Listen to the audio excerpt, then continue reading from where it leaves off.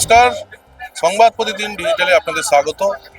নতুন বছরের শুভেচ্ছা জানিয়ে আমরা এখন দাঁড়িয়ে আছি দীঘার জগন্নাথ মন্দিরে। বছরের শুরুর দিন প্রচুর পর্যটক এসেছেন জগন্নাথ দেবকে পুজো দিয়ে দিন শুরু করতে চাইছেন। অর্থাৎ প্রথমে জগন্নাথ দেব দর্শন।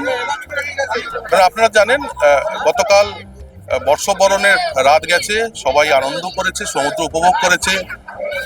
রাজপথ ছিল মায়াবী এক শহর হয়ে উঠেছিল কিছু সময়ের জন্যে।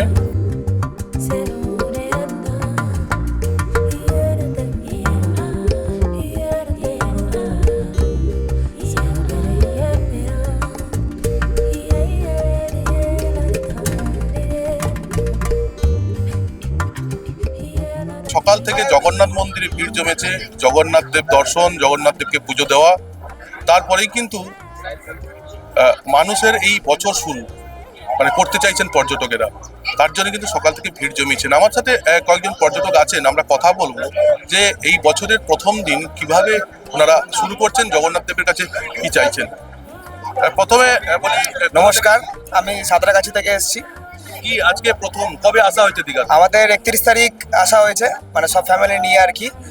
তো আমাদের এখানে মেন উদ্দেশ্য ছিল আমাদের বাড়ির সামনে এত সুন্দর একটা আমাদের জগন্নাথের মন্দির হয়েছে আর কি। তো এখানে আমরা আসবো কাছাকাছি, পুরীর থেকে আমাদের সামনে হয়ে গেল। এবার আমরা এখানকার দর্শন পেতে পারবো আর কি। তো আর দর্শন আমরা করলাম, খুবই ভালো লাগলো। আমাদের অনেকটা ইমপ্রুভমেন্ট আছে, সব কিছু ঠিকঠাক আছে। আমাদের ভোগ প্রসাদ আমরা বিতরণ পেলাম, সবই পেলাম, খুবই ভালো লাগলো। এখানে বাড়ির সামনে তো আরো অনেক সুবিধা হয়ে গেল, খুব ভালো লেগেছে। আচ্ছা, এই গতকাল যে বর্ষবরণ দীঘাতে কিভাবে এনজয় করলেন? খুব সুন্দর হয়েছে আমাদের দীঘার, যে আমাদের এত সুন্দর আমাদের ডেকোরেশন, এত সুন্দর যে ম্যানেজমেন্ট ছিল, যা যা সব আমাদের শো, সমস্ত লাইটিং, গান বাজনা সব কিছু। আর যা আমাদের বাজির যেগুলো সব ছিল আর কি অনুষ্ঠান, সেগুলো তো মারাত্মক লেভেলের ছিল, ডিসিপ্লিনে হয়েছে। আর খুব কোনো এরকম কোনো আনডিসিপ্লিন হয়নি, খুব ডিসিপ্লিনে ছিল, স্ট্রিক্ট ভাবে।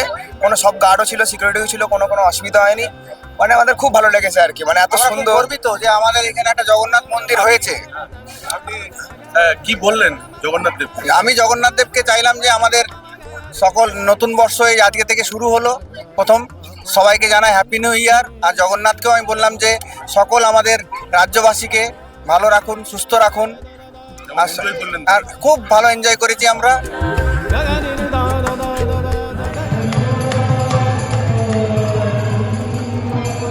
অনেকবার এসেছি দীঘায়, কিন্তু এবারের মতো আনন্দ পাইনি। সবচেয়ে বড় পাওনা হলো আমাদের 31শে ডিসেম্বর দীঘায় যে ম্যানেজমেন্ট হোটেল করে রেখেছিল, এক কথায় অভূতপূর্ব। এবং সবচেয়ে বড় পাওনা হচ্ছে আমাদের দীঘায় যে দিদি জগন্নাথ মন্দির করে দিয়েছে। আমরা খুব আনন্দিত, প্রচুর ভক্তের সমাগম, আমরাও খুব খুশি। আর সবশেষে বলতে চাই সকল রাজ্যবাসীকে শুভেচ্ছা জানিয়ে, এবং জগন্নাথ দেব সবাইকে যেন ভালো রাখে।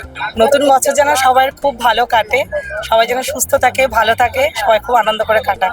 দীঘাতে আগেও এসেছি, এই নিয়ে 3বার হয়েছে। তবে এখানে এসে এবছর 31 ডিসেম্বরটা আমরা খুব এনজয় করেছি। আর তার সাথে এই যে জগন্নাথ দেবের যে মন্দির, এটা তো আমাদের কাছে একটা বিশাল পাওয়া। তো সবকিছু মিলে আমাদের কাছে ভীষণ ভালো লেগেছে। অন্যরকম, পুরো আগের থেকে অনেক অনেক অন্যরকম লেগেছে। সারা বছরের জন্য চাইলাম যে সবাই যেন ভালো থাকি, সুস্থ থাকি। আমি 31-এ প্রত্যেক বছরই আসি। এবছর একটু নতুনত্ব লাগলো, যেহেতু জগন্নাথ দেবের মন্দিরটা আছে। এইটা দেখেই আমাদের মনটা জুড়িয়ে গেল। সবাই সুস্থ থাকুক, ভালো থাকুক, এটাই কামনা করি। পুরীর মন্দির তো আমরা সবসময় যেতে পারি না, অনেক দূর, যেতে অসুবিধা হয়। এই যে সামনেই হয়ে গেছে দীঘার মন্দিরটা, খুবই ভালো হয়েছে।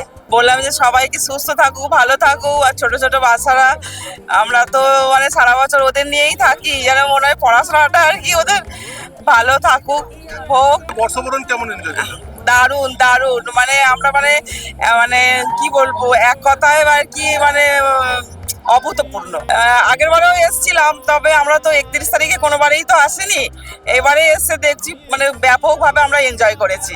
হ্যাঁ, বাজি থেকে, ডিসিপ্লিন থেকে, খাওয়া দাওয়া থেকে, সবটাই।